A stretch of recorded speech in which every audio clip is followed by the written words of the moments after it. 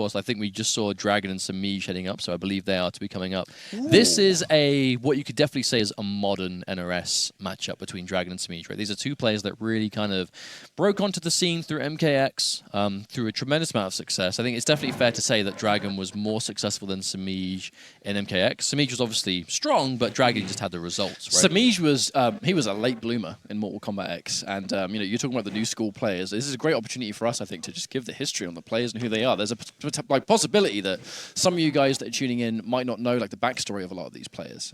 So Semiij was a late bloomer in MKX. He had what a lot of people consider like to be the strongest Melina by the end of it because he played all the variations, and it was very much a character loyalist who had an excellent character, so he was able to do that. Dragon was not very. Poses. Yeah, these are they're almost identical poses. But Dragon, it took the transition, didn't it? And what is this? Rainbow mode. I don't know. This is magical. I will assume so. But as the game progressed, Dragon he went to tournaments as a newcomer to begin with, and he just got better and better and better, where he was struggling at first, very inexperienced, and then as time progressed, he just became, you know, like top 3 MKX player, and then he carried over into Injustice, world champion for year 1. This filter is really messing with my eyes. It makes me think there's something wrong with the TV. Someone wipe the lens. We're all blind now. You guys are gonna in chat have to tell us what's happening. Chat, can you turn it off? Yeah. It's like radio commentary. Change your emotes. Change them, please. Change it to a non-colorful one. Oh, look at that Kitana gear, man. So they're button checking for now. We know this is going to be, of course, Cetrion versus Kitana. Of course, you know, Dragon, one of the invited players. He is a world champion in Injustice 2. Semiij was also very successful in Injustice, but managed to make it to the summit via placing the highest at next level battle circuit, which was the New York Last Chance qualifier. He got second place in that tournament, losing only to Sonic Fox, who was, of course, already qualified.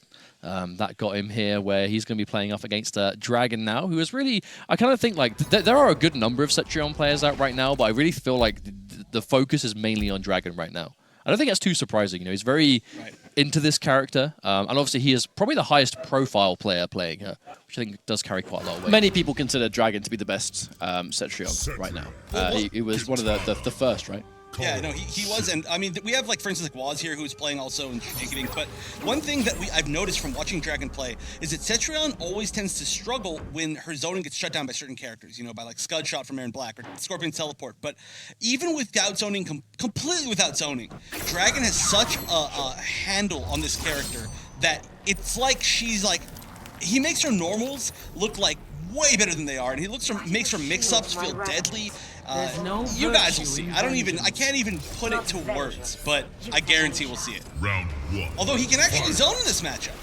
So that's going to be really tough for Kitana. And that button right there, I'm not even sure the input of it, but it looks like a really excellent round start. You know, like, I know there's no benefit to first hit in this game, but it's something that you have to respect. And that's one thing that Cetrion does. You know, Elder Goddess, it makes sense, but she does command a lot of respect with a lot of the moves that she has in certain matchups. And I think this is one of them. Oh, jump in. Can't convert off the jump kick though. Oh, the active frames. The conversion from it, beautiful. Funny, Chef, you were just talking about how he has such a handle on the buttons and the normals that these really nitty-gritty confirms. Like, I would not be surprised if Dragon was able to hit them consistently. Oh, immediate. That was like the second Semiij got any form of offense. Not only was it beaten out by Dragon, but he got a crushing blow for it. That is like absolute next level thinking. Yeah, Dragon in complete control here, not even letting Semiij come anywhere close to him. And the second he does, crushing blow. Back you go. Get out of here. I always find it interesting how Cetrion was always kind of said to be a character where she's not really got a lot of combos, but her combos are all right. You know, she's got options. Actually, this variation, she has the extension possibility through the bubble. And Semiij just trying to patiently wait for his turn, but as he waits, he's taking chip into even more chip. Enforces his turn here. Strings into strings, neutral jump. Wonderful read. And there's the instant breakaway. No fun for you.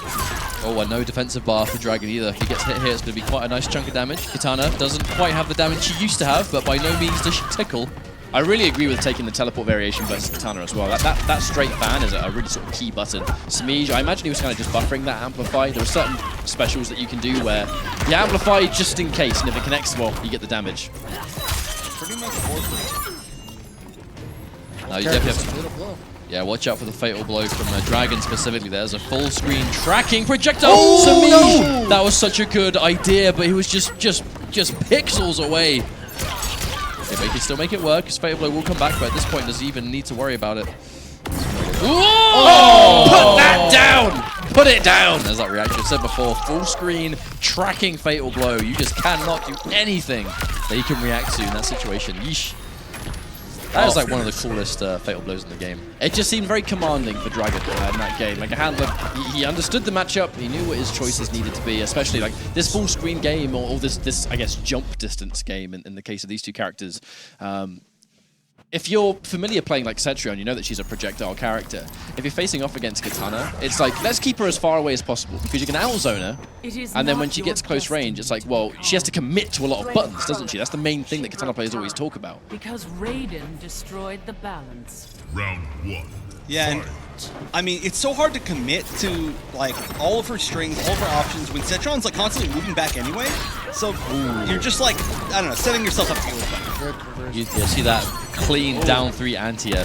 There are a few characters in this game that have amazing pokes that just happen to be amazing anti-air buttons. And Semiij, not only is it good for anti-air, it's good for anti-cross-up too. I think having a good anti-cross-up option this early in the game's life is really useful because cross-ups are, speaking of how good jump kicks are, so dangerous. Poor Dragon commits to the string just to try and actually escape with punishment.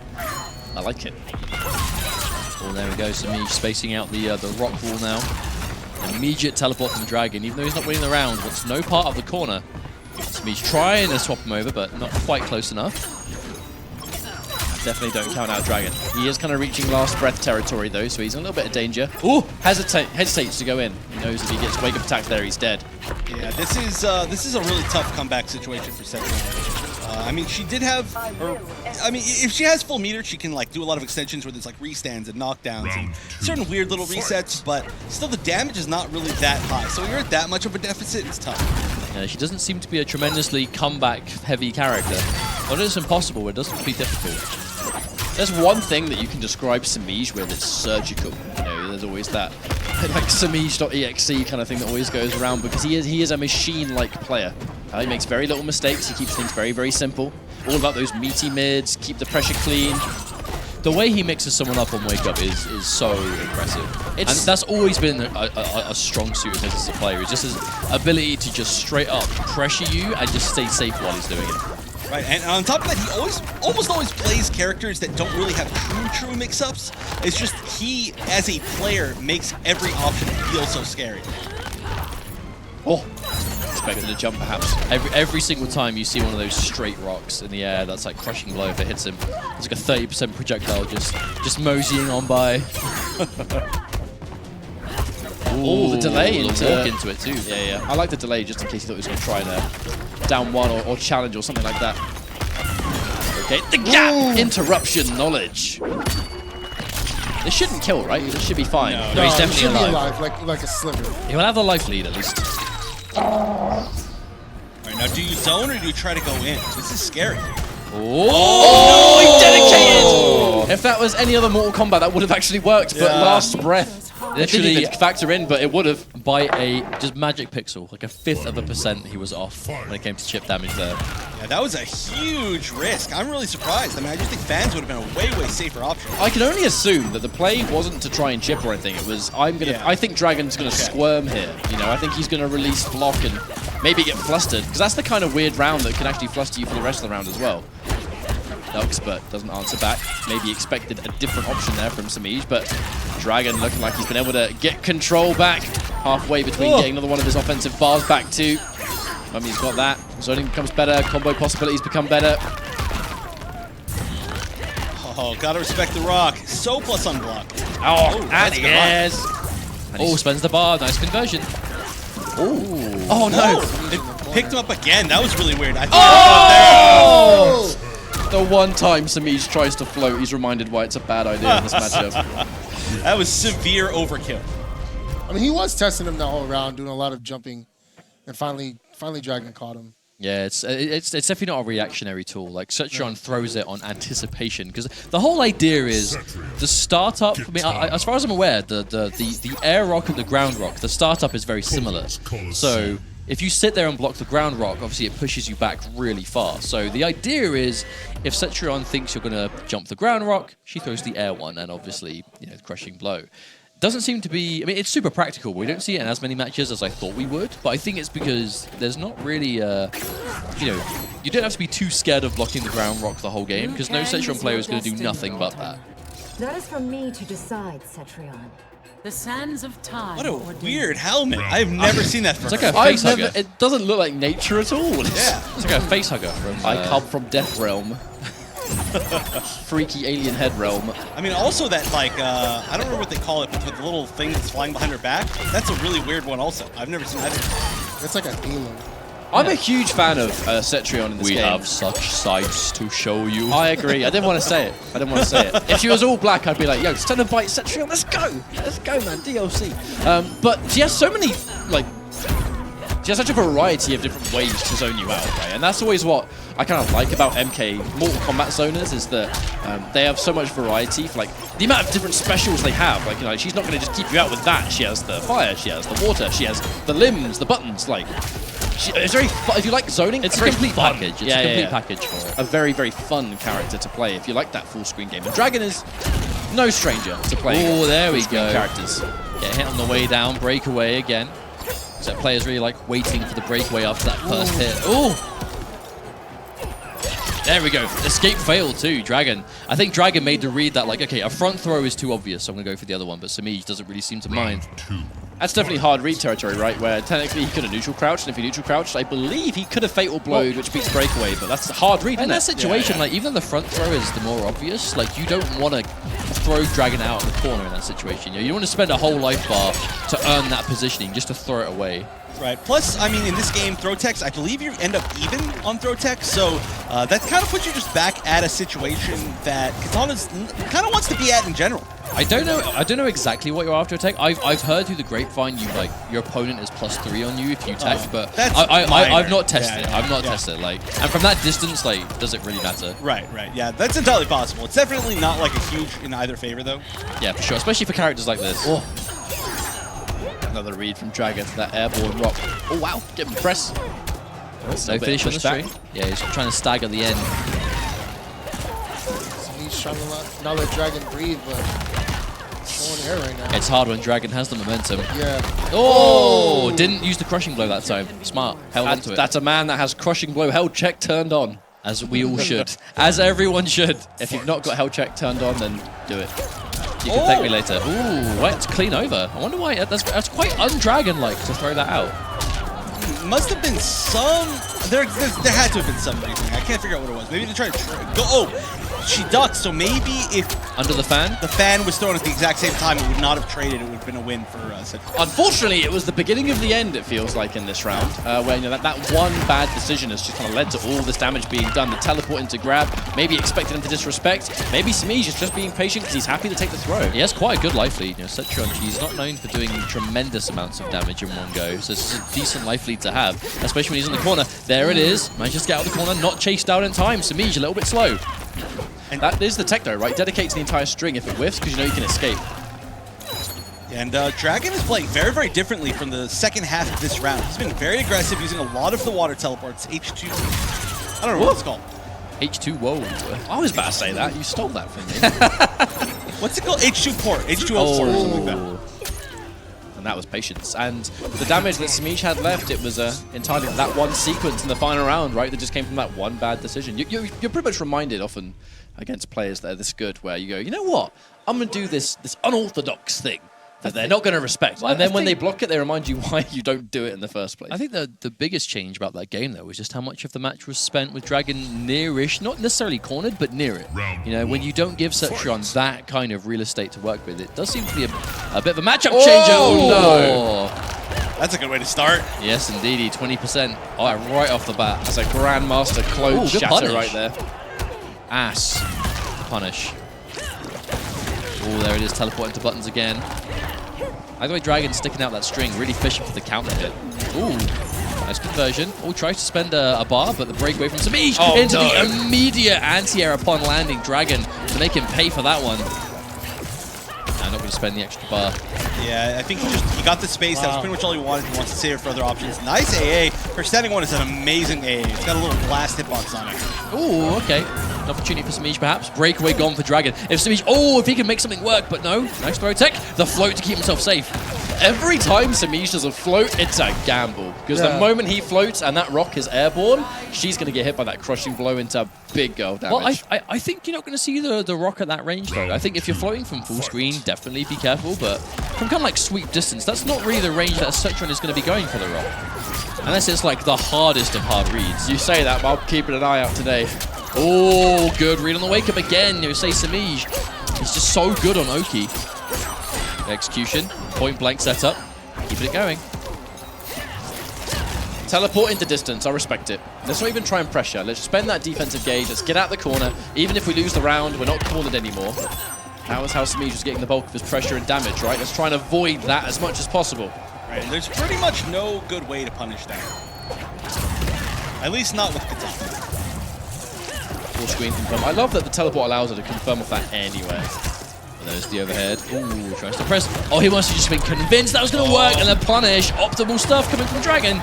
No bar to extend, though, but still over 30%. It gives him the life lead back. Oh God, if that was a straight one.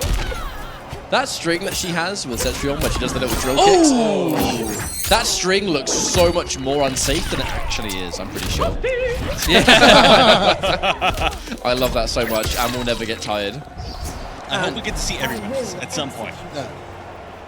Yeah, it is jab punishable technically. It's only, what, like -9, the teleport strings? It's a tight punish. It looks really unsafe, but it's -9 is kind of like, you know, if you've got a fast jab, it's good. All right, full screen damage. Opts to go in front just to keep that positioning. And he crossed up down one. And that looked like a bit of a drop combo to me. Maybe a down one was supposed to come out there. After the down two? Yeah, I think so. She can almost never convert off of her down two. Her down two recovery is really slow. It's a really weird thing that just is specific to her. But normally, almost every other character in the game would have easily down one right there. Okay, let's spend that bar to get away. And that's a bit of a bait, isn't it? You know, it's the teleport into instant jump back projectile. You know that Semiij, if he tries to chase it down, he's going to jump straight into it. And at this health, every single projectile is danger territory. Semiij has already spent the fatal blow, so he's not got it anymore. Okay, that could be a game changer throw. It's a big chunk of damage when you haven't got that much left. Uh-oh. Oh, that was so smart from Dragon. Oh my days. So he definitely was throwing out Geyser, was going to aim it far away, saw the startup of the bot really, and then pulled it in closer, right? Because there's no way you'd look at that and you're like, I'm going to intercept it. Like, that's just too powerful. Well, there it is. That was it felt like a pretty long one to me, but I guess that's just the matchup, right? Two defensive characters, two long-range characters. The way Sonic plays it is like, he kind of has like a good mindset. He kind of does nothing and just like walks his way in. I'm just having fun listening. He knows he's going to take like 10% chip getting in, which is a lot, but you get in and then you can do a grab and shit like that. That's kind of how he plays it. I see. But, he like kind of has a good mindset. He kind of has a good mindset. He does nothing.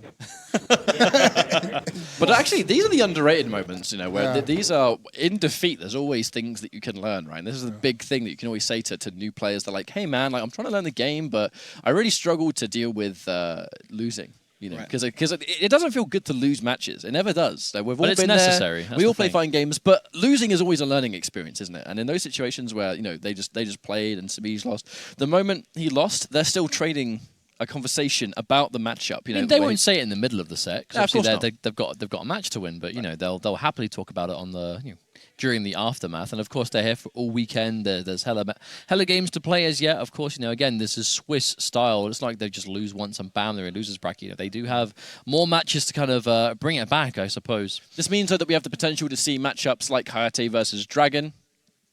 Gross versus Dragon or Hayate. I mean, this is Injustice Pro Series, isn't it? You know, these are the players that we've been seeing for ages, and it's no mystery that they're probably going to be playing later on in the bracket on the winner's side, or I guess plus up on games side, I think they call it on this format. But exciting games all round, and even the players that have lost now, they're going to have to go head to head as well.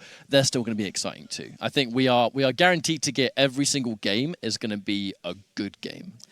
Yeah, I mean, there's a reason why everybody is here, right? Yeah. And then also you were talking about whoever was on the winner's side, but also now everybody who's lost their first round matches are going to be in the 0-1s.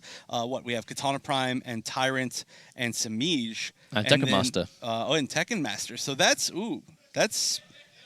Savage. Okay, if you all could choose, who would you want to see paired up out of those four? Ooh, Tyrant Tekken Master. Yeah, me too. I really want to see Tyrant Tekken Master. Because I feel like Kitana... Have we ever seen them play each other ever? I don't think so. I generally don't think so. Whereas like Kitana Prime and Semiij, never. I think we've had a bit more access to stuff like that. And obviously, not to knock anyone. It's just I generally don't think we've seen Tyrant and Tekken Master play Ever. I don't can't think think ever. so. I can't think it. But also, if we get to see Kitana Prime versus Semiij, it's almost like we get to see Kitana Prime like fight his like inner demon, you know, fighting Kitana directly. So that's definitely. I mean, at the very least, there's a good chance that we'll get that. I mean, there's only really 2 sets of pairings that we could get. But we get the Toasty again. I feel like that's going to be in like every replay. Yeah. If a set gets a It should Toasty, we will see it again. Have no for fear. sure. It definitely should be. Semiij is one of the best players. If you look at the replays, Semiij is like one of the best players in the world at just taking a loss. Have you guys ever noticed that?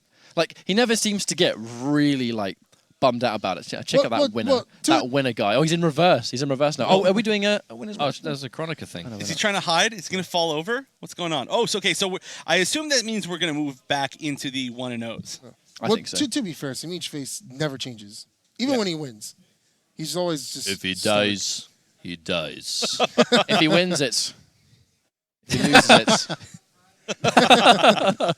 but with like a slight... His eyebrows are just a bit lower. Yeah. But yeah.